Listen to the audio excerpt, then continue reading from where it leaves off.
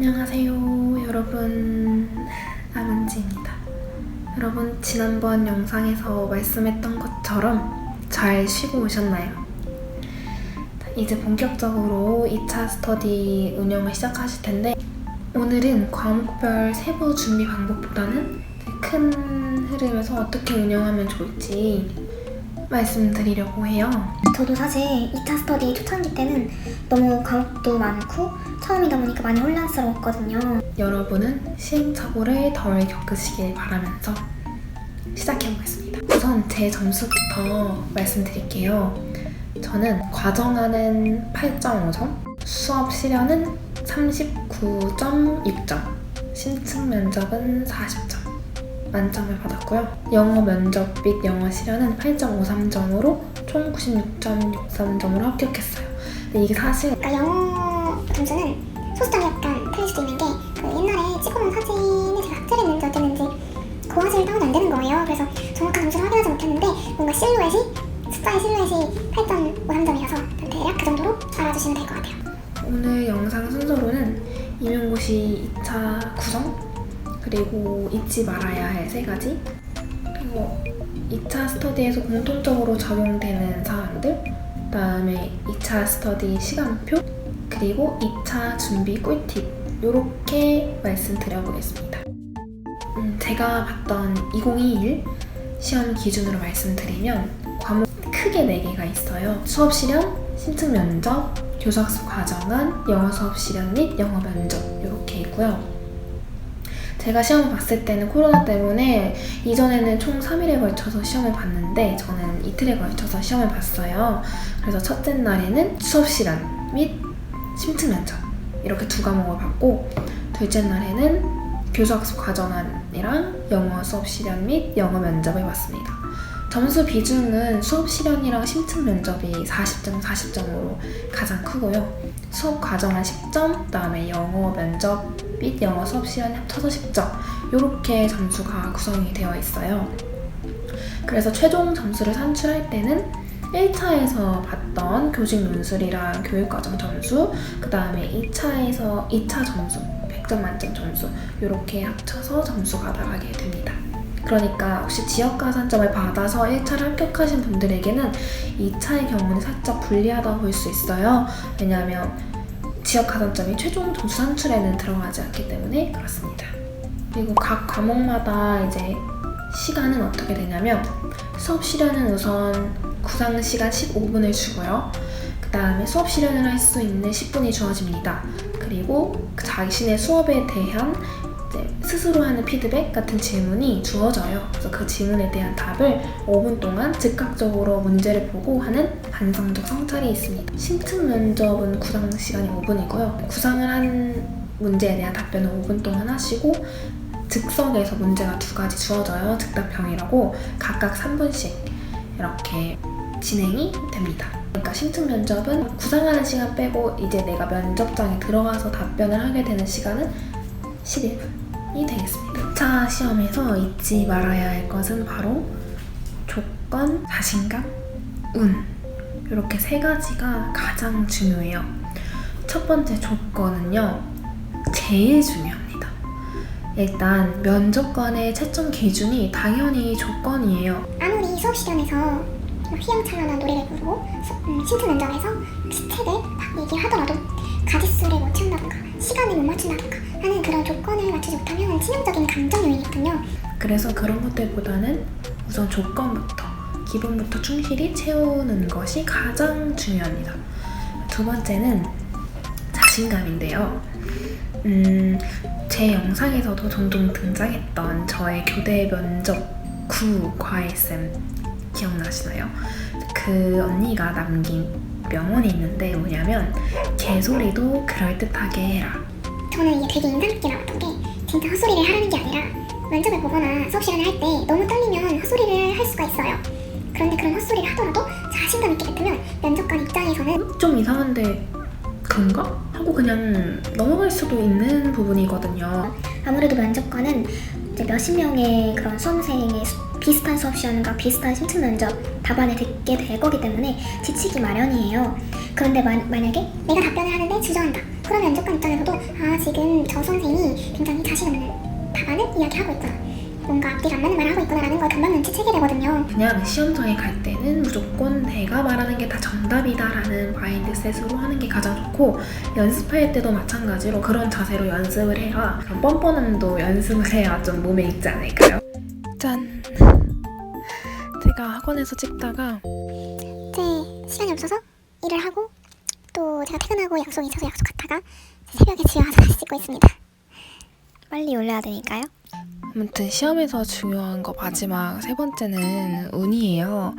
모든 시험에는 운이 따르잖아요. 예를 들어 문제의 난이도라든지 아니면 조건, 고사장 편차?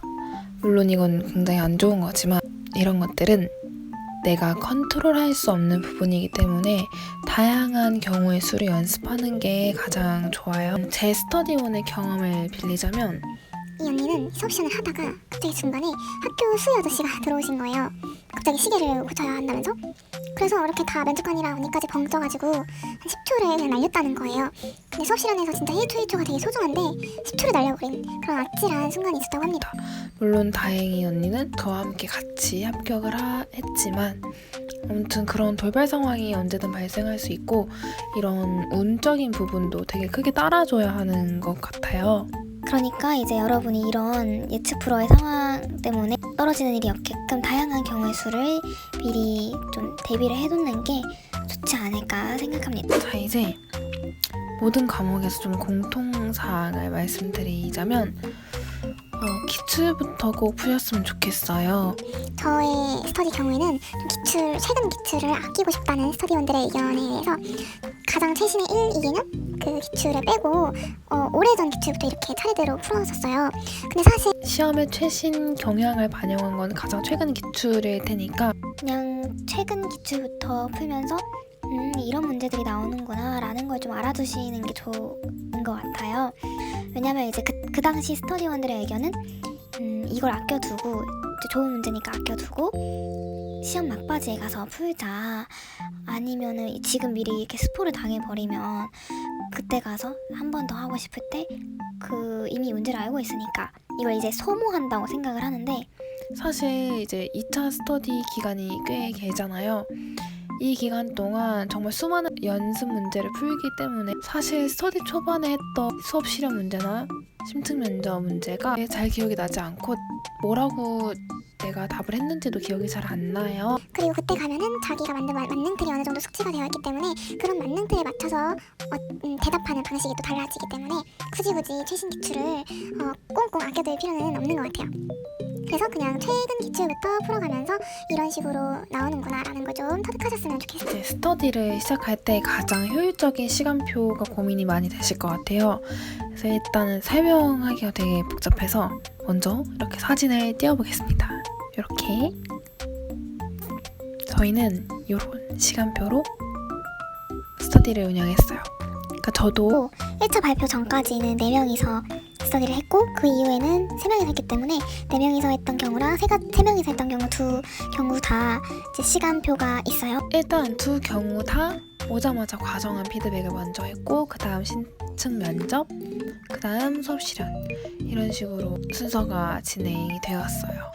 그런데 두 번째 스터디에서는 원래 시간표에 맞게 수업 실현을 먼저 하고 그 다음에 심층 면접을 후반에는 그렇게 했던 것 같네요. 너무 오래돼가지고 기억이 살짝 왔다 갔다 하는데 이 정도는 애교로 봐주세요. 그리고 보시다시피 4명이서 스터디를 할 때는 심층 면접 문제를 2명 이렇게 나눠서 진행을 했기 때문에 이 2명끼리 문제가 겹치잖아요. 그래서 한 명이 발표를 할 때 한 명은 나가서 쉬어야 되는 그런 번거로움이 좀 있었고요. 그리고 제가 시간표를 다시 보니까 3명이서 스터디를 할 때는 A 문제를 구상할 때는 다 같이 A를 구상하고 B 문제를 구상할 때는 다 같이 B를 구상하고 C 문제를 할 때는 다 같이 또 C를 구상하고 이렇게 해가지고 총 3문제를 구상을 했었어요. 근데 4명이서 스터디를 할 때는 2문제를 구상했기 때문에 실제로는 3명이서 했을 때 더 많은 종류의 문제를 풀어봤던 것 같네요. 이것도 저번 영상에서 약간의 기억 조작이 있어서 제가 좀 잘못 말한 것 같아요. 저번 영상에서 둘이서 4명이서 스터디 할 때는 둘이서 할 수 있기 때문에 더 두 가지 문제를 풀어볼 수 있어서 그게 장점이다라고 했는데 3명이서 하는 게 더 장점이 많은 것 같네요. 그게 더 여러 문제를 풀어볼 수 있고. 이제 수업 실현의 경우는 초반에 같은 문제로 진행을 했어요. 특히 수업 실현은 아예 감이 안 오다 보니 여러 문제를 서로 다른 문제를 풀어보기보다는 그냥 하나의 문제를 가지고 서로 다른 사람들이 어떻게 수업 실현을 하는지를 보는 게 더 나을 것 같다는 판단이 들더라고요. 그래서 같은 문제로 동시에 구상을 하고 순서를 정해서 반성적 성찰까지 진행을 했습니다. 심지어 이것도 초반 한두 번은 집에서 미리 구상을 해갔어요. 왜냐면 만능틀이 정해져 있지도 않고 뭐가 뭔지 하나도 모르는 상태에서 다 같이 시간을 15분 재고 구상을 해봤자 뭐가 안 나올 것 같은 거예요.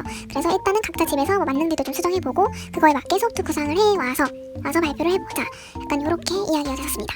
그리고 나서 한 4번째? 3번째부터는 같이 구상을 했었는데요. 그때도 15분 안에 구상하는 게 힘들 것 같아서 20분 동안 시간을 잡고 했었나? 이렇게 좀 점진적으로 난이도를 올려가는 방식으로 진행을 했었습니다. 1차 발표 나고 나서 새로운 스터디를 구성해서 했을 때도 똑같은 문제로 3명이서 수업을 했었어요. 이렇게 하다가 이제 어느 정도 자기의 만능들이 거의 90% 이상 완성이 됐다. 이제 몸에도 많이 이겼다 싶었을 때 그때 각자 다른 문제로 구상을 하고 수업 실현했습니다. 자, 그럼 여러분들이 여기서 아니 감을 잡으라고 하는데 도대체 어떻게 그 감이라는 거를 잡는 걸까요?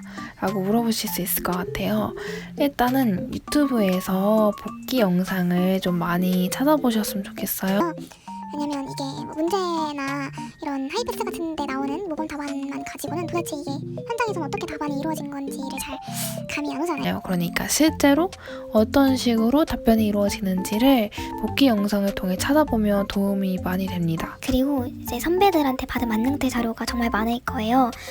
그래서 그 중에서 좀 괜찮다 싶고 나한테 좀 잘 어울린다 아니면 내 입에 잘 붙는다 싶은 그런 멘트들이나 그런 걸 합쳐가지고 나만의 만능틀을 만들어 나가는 거예요. 그리고 만능틀을 수정할 때는 입으로 직접 뱉어보면서 수정하면 훨씬 좋습니다. 왜냐면 어차피 그 만능들은 우리가 수업 시간을 말로 이렇게 할 때 사용하게 되는 거잖아요. 그래서 무엇보다도 내 입에 착착 잘 붙고 자연스럽게 어울리는 그런 내용들이 좋습니다. 그리고 만능틀을 너무 한 번에 수정하거나 외우려고 하지 마세요. 다른 사람들 것도 보고 좀 괜찮다 싶은 건 내가 또 차용하고 내가 했던 것들 중에서 별로인 거나 괜찮은 것들 그런 것들을 피드백 받아서 다시 계속 점진적으로 수정해 나가면 점차 좀 흐릿해지던 그런 만능들이 더 선명해지고 내 수업에 더 잘 적용할 수 있게 되니까요. 너무 조급해하지 말고 우선은 복귀 영상들 많이 찾아보고 똑같이 한번 내가 따라도 해보고 모범 답안을 하면서 자기 스타일을 좀 찾아보시길 바랍니다. 또 하나는 이거는 심층 면접과 관련된 거라 심층 면접 영상 만들 때 넣을까 하다가 좀 많이 궁금해하실 것 같아서 시책 스터디를 해야 될까요? 라고 물어보실 것 같아요. 저는 사실 그렇게 추천하진 않아요. 요즘 떠오르고 있는 그런 교육 방식과 관련된 시책 몇 개만 제목만 좀 외워두는 걸 추천드려요.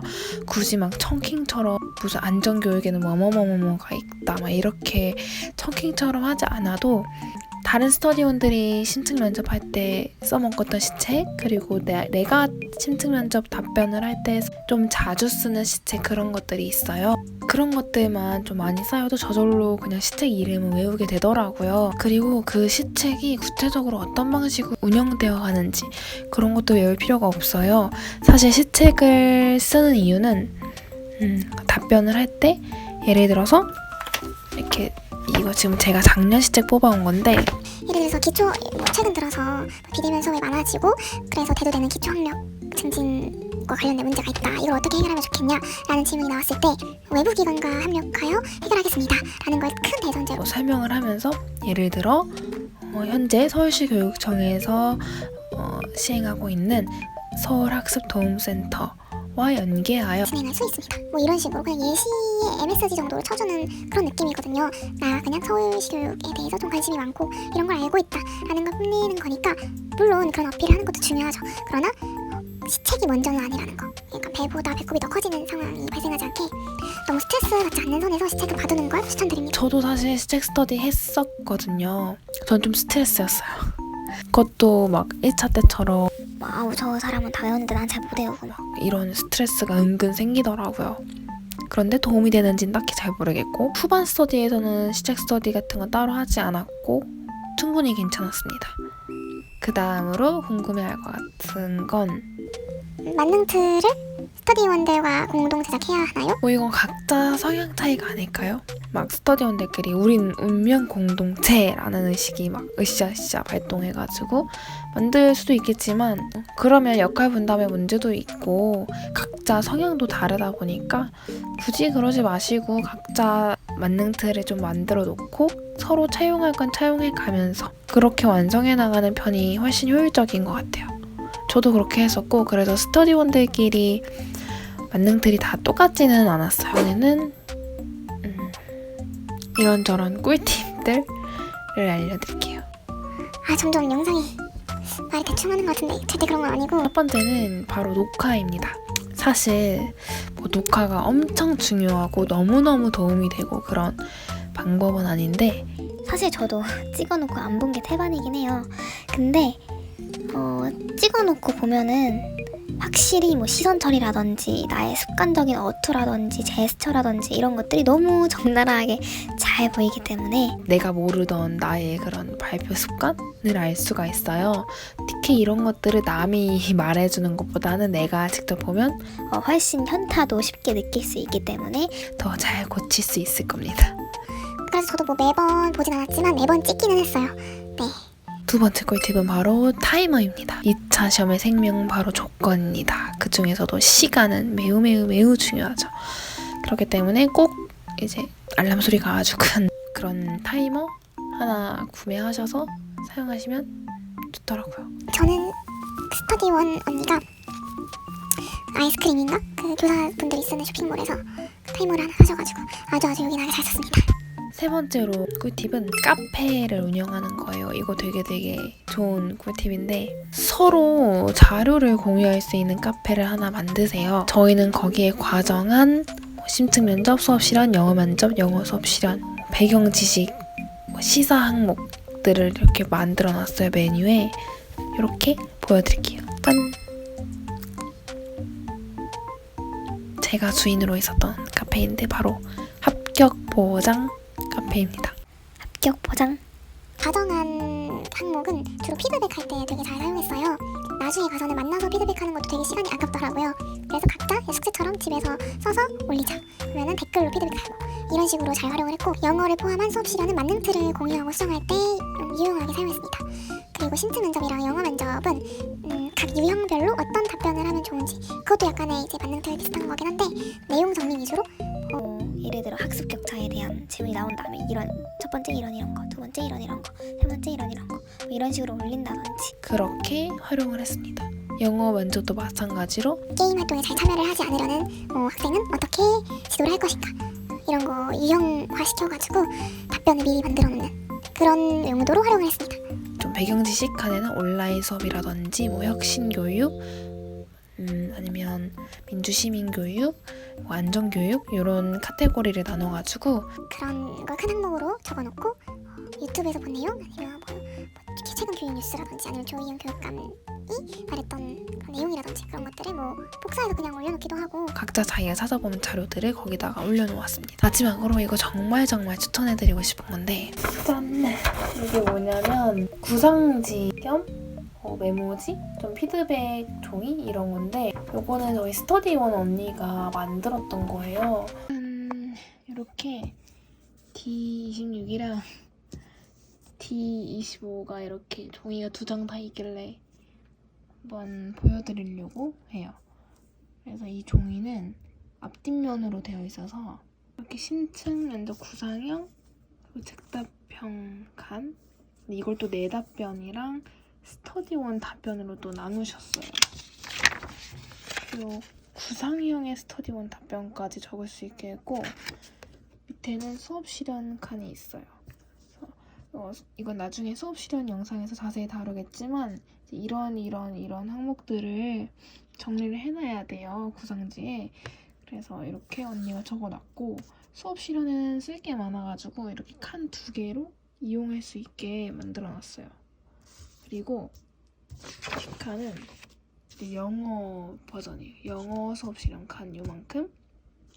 그다음에 영어 면접에서 이제 문제가 2개거든요. 영어 면접은. 그래서 문제 하나, 문제 둘 이렇게 쓰게 했고 나머지 내용들 이렇게 쓰게.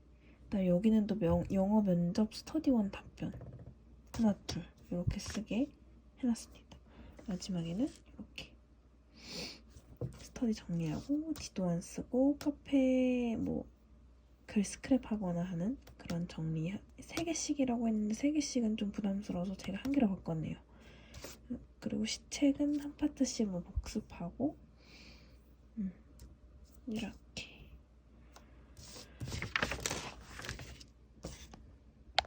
그래서 이걸 어떻게 활용하냐면 검정색이 제가 실제 구상을 할 때 썼던 그런 것들이에요. 이렇게 검정색으로 써진 건 제가 쓴 겁니다. 근데 여기 안 쓴 거는 아마도 제가 A4 용지에 그냥 이건 적었던 것 같아요. 저한테는 이게 너무 작아가지고. 그런데 다른 스터디원들은 짧게 쓰는지 여기도 다 쓰더라고요.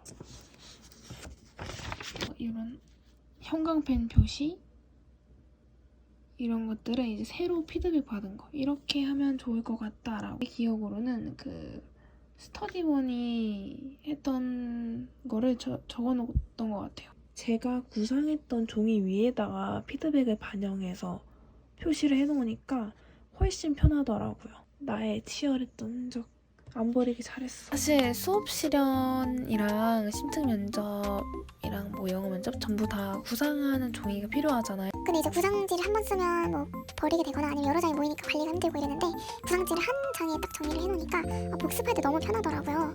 물론 실제 시험 현장에서는 과목마다 구상지를 한 장씩 쓰겠죠. 그래서 실제 시험 방식과는 좀 다르긴 하지만 뭐 그런 건 간간히 해주고 보통 때는 그냥 이렇게 많이 썼어요. 근데 저는 쓸 게 많아가지고 칸이 좀 모자라긴 했는데 좀 간단하게 쓰는 다른 스터디원들은 잘 쓰더라고요. 그리고 피드백 같은 경우도 포스트잇에 적어서 받아두면 저는 포스트잇 관리가 어렵더라고요. 이런 구상했던 종이에다가 다른 스터디원들이 피드백 해주는 걸 내가 직접 내가 알아듣는 말로 적으니까 훨씬 집에 와서도 내가 어떤 피드백을 들었는지가 잘 기억이 나더라고요. 그 포스트잇만 받으면은 스터디원의 글씨체고 스터디원이 그냥 자기가 아는 그냥 그런 단어로 짤막짤막하게 피드백을 적어놓기 때문에 막상 제가 받으면 이게 무슨 내용이었지? 기억이 안 나더라고요. 그래서 그냥 자기가 구상했던 종이에다가 상대방이 해주는 피드백을 내 손으로 적는 게 훨씬 편한 것 같습니다. 다시 한번 이런 아주 유용하고 너무 멋진 정리 종이를 만들어준 저희 스터디원 언니에게 감사를 표합니다. 네, 여러분 지금까지 좀 스터디 운영에 도움이 될 만한 그런 팁들을 좀 가져와 봤는데 제가 빠뜨리지 않고 잘 말했는지 잘 모르겠네요. 제가 스터디를 처음 시작했을 때 좀 궁금했던 거, 헷갈렸던 거 아니면 누가 나한테 이런 말 해줬으면 좋겠다 했던 것들을 좀 위주로 기억나는 대로 말씀을 드려봤는데 혹시라도 더 궁금한 게 있으시다면 댓글이나 아니면 인스타그램으로 질문 주시면 제가 아는 한에서는 최선을 다해서 답변을 드릴게요. 지금까지 제 영상 봐주셔서 너무 감사드리고 영상이 늦어서 너무너무 죄송합니다. 다음 영상은 과정은 쓰는 거에 대해서 한번 가져와 볼게요. 모두들 오늘도 너무너무 수고하셨고 우리 다음 영상에서 만나요.